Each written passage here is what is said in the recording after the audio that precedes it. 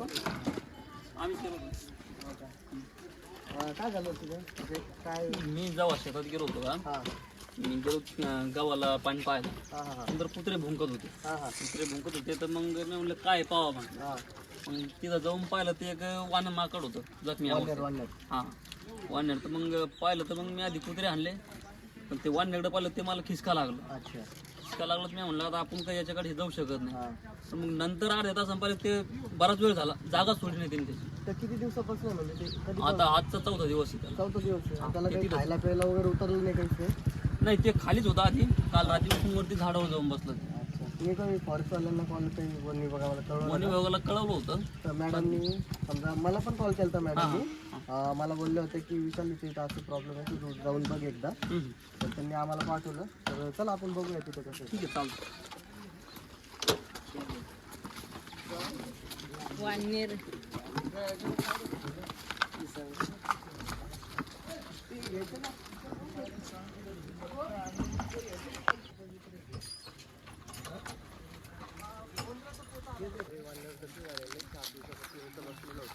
तर याची कंडिशन काय आहे याची हालत काय बेकार झालेली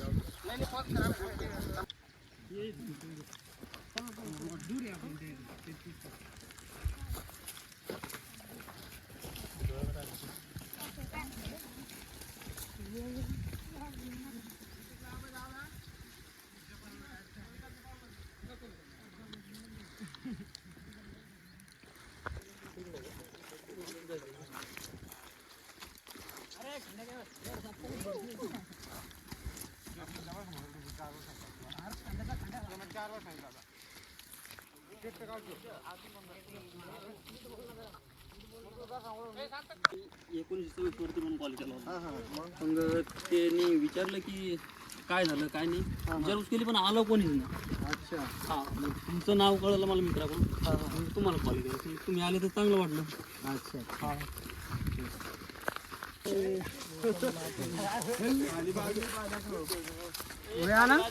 आनंद इतके लेकर म्हणल्यावर वानर मला न्यायला आले खायला आले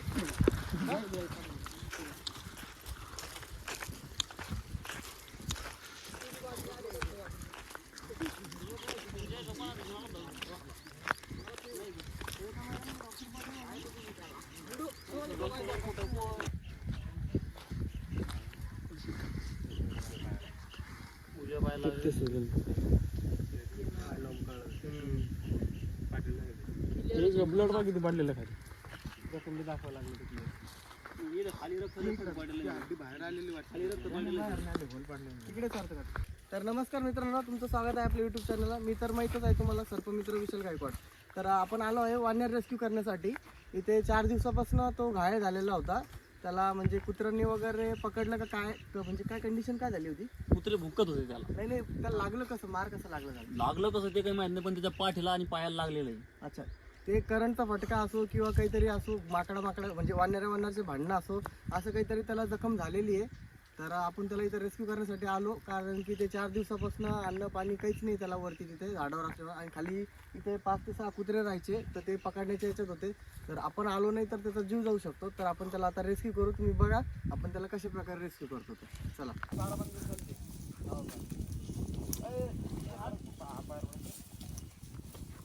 केलं का?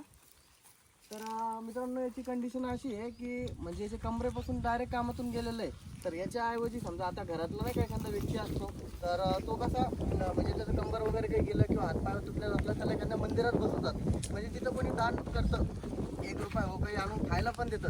पण यांची कंडिशन अशी आहे मुक्का जनावर जर कुठं बसलं तर याला एक तर कुत्रे मारून टाकन आणि लोकांना दिसलं तर लोक हाकलून टाकन हाड हुड करून म्हणजे ते काही ठेवत नाही. म्हणजे यांची जिंदगी एवढी बेकार आहे की यांच्यासाठी कुठंच जागा नाही आहे आणि निसर्गाने त्यांना एक जंगल दिलेलं आहे. तर इथं पण जास्त करून हे असं होत आहे त्यामुळे ते म्हणजे पाण्याच्या शोधात या कशात तरी आता उन्हाळा लागल्यामुळे आणखी कॉल वाढत जाणार आहे. करंट लागलेले त्यांच्या पिल्ल्याला कुत्र्यांनी पकडलेलं असे आणखी रेस्क्यू होणार आहे.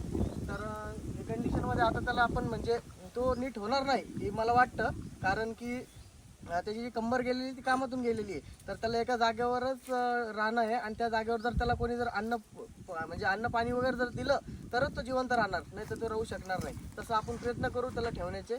तर बघा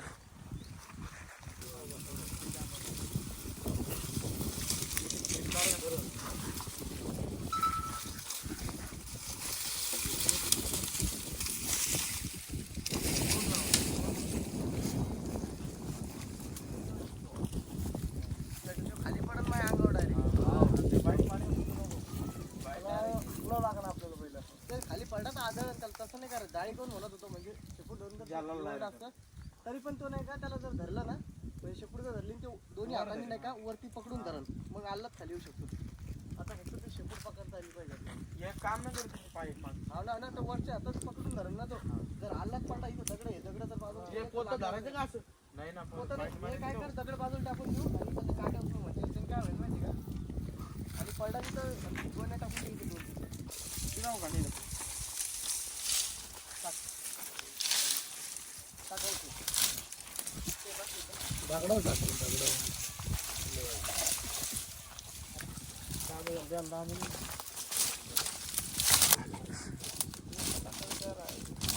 अरे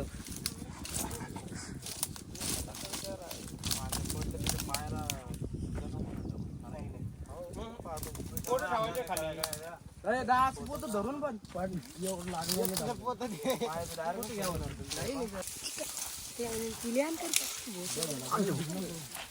त्याच्यावर येतं की थंडाचं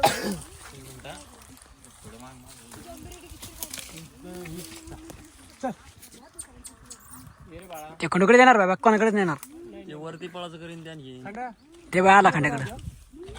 नाही वर नाही जॉगा घेतो कसं हे करायला पूर्ण शेपूट आली तू वर जाय ना वर जाय ना खाटा जाय ना भांडी धर नाही शेपूट धर काय म्हणते ती एक मिनिट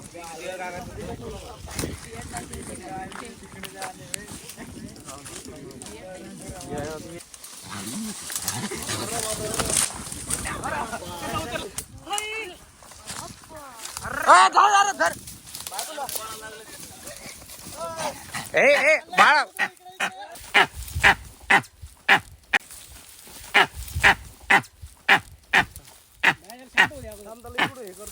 गरम झालं शांत त्याला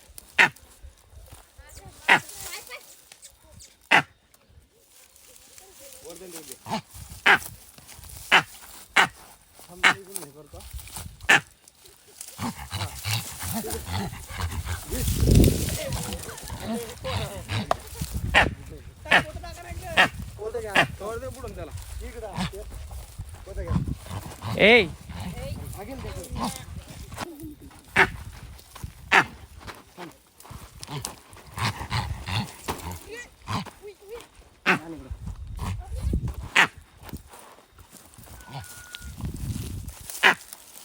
टाका फक्त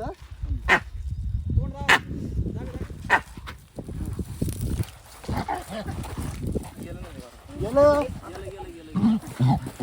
थांब दाबू नका वजन नको टाकू थांब सावण शांत होती थोडं थांब भरू दे भरू दे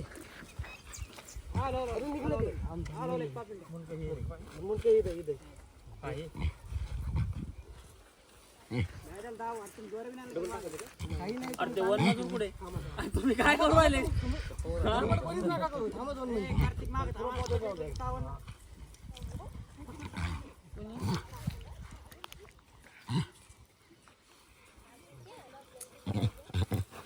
पलीकडून दाब असं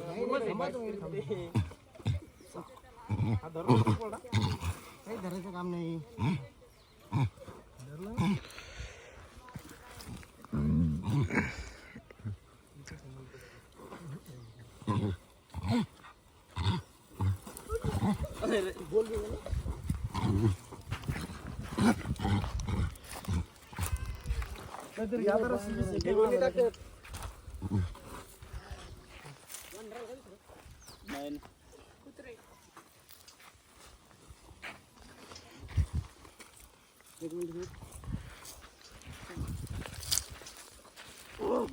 चलो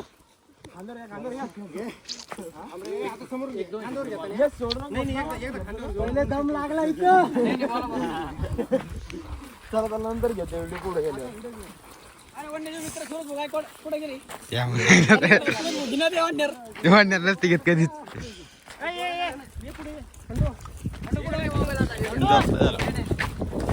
जरे काढ दे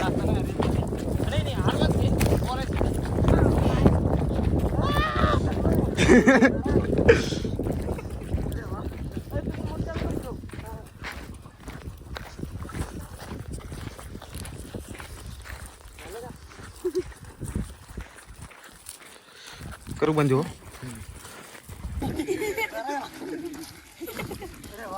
तिकडून मुंट्याकडून नको घेऊ.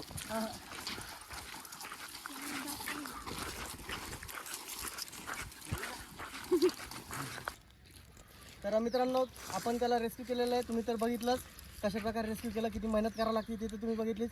आणि भैयाला मी एक धन्यवाद म्हणतो, कारण की त्यांनी 4 दिवसापासून त्याला अन्न पाणी त्यांनी त्याच्या हाताने झाडावर जाऊन खाऊ घातलं एवढ्यावरती. म्हणजे त्याचे हाल एवढे बेकार झाले होते की ते उतरू शकत नव्हता. उतरला असतं तर कुत्र्याने मारून टाकलं असतं. तर भैयाला मी याच्याबद्दल बी थँक्यू म्हणतो की वन्य प्राण्याचं रक्षण करण्यासाठी त्यांनी मला कॉल केला आणि त्याचा आपल्याकडून जेवढं होतं जीव वाचवण्याचा प्रयत्न मी करतो. तुम्हाला तर माहीतच आहे. आणि असे आणखीन व्हिडिओ आहे, तुम्ही बघत राहा आणि आपल्या चॅनलला सबस्क्राईब करायला विसरू नका. तर सगळ्यांना जय सियाराम.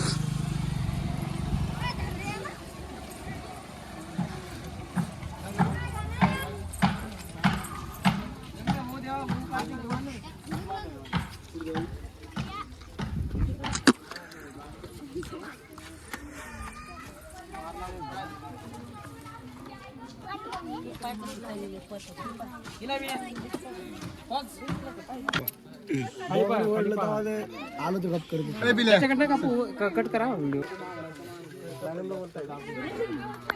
एक मिनिट कॉल येतोय मला. 1 मिनिट. 09 कुणाचा नंबर आहे? 9322. तर मित्रांनो आपण आता त्याला रेस्क्यू केलं होतं. तर हे सर आहे वन खात्यामध्ये वनमजूर म्हणून यांचे पोस्ट आहे. तर आपण यांच्याकडे त्याला सोपून देतो आहे आणि याचं अन्न पाणी वगैरे म्हणजे त्याला खाऊ घालण्याचं आणि त्याची केअर करण्याची जिम्मेदारी हे घ्यायला लागले. तर आपण आता म्हणजे पुढचा व्हिडिओ जो होता की तुम्हाला सांगणार होतो याची म्हणजे आपण कसं ठेवणार आहे त्याला काय. तर आता पुढची जिम्मेदारी यांची राहिली. आता हे त्याला म्हणजे कशा प्रकारे सांभाळतात म्हणजे ते तर बोलले आम्ही त्याला खाऊ पिऊ घालतो म्हणून आमची जेवढी म्हणजे हे होईल प्रयत्न होईल तेवढे वाचवण्याचे आम्ही प्रयत्न करतो म्हणे. तर आपण आता हे त्यांच्याकडे सोपवत आहे. तर भेटू आपण नेक्स्ट व्हिडिओमध्ये. आणि असंच कुठं काही तुम्हाला जखमी प्राणी वगैरे काही दिसला तर पहिले वन विभागाला कॉन्टॅक्ट करा आणि त्यानंतर जर कोणतं फोन नाही लागला तर आम्ही येऊ ते प्राण्याचा जीव वाचवण्यासाठी. तर खाली तुम्हाला मी नंबर दिलेला आहे, त्याच्यावर तुम्ही कॉल करू शकता. तर जय सियाराम.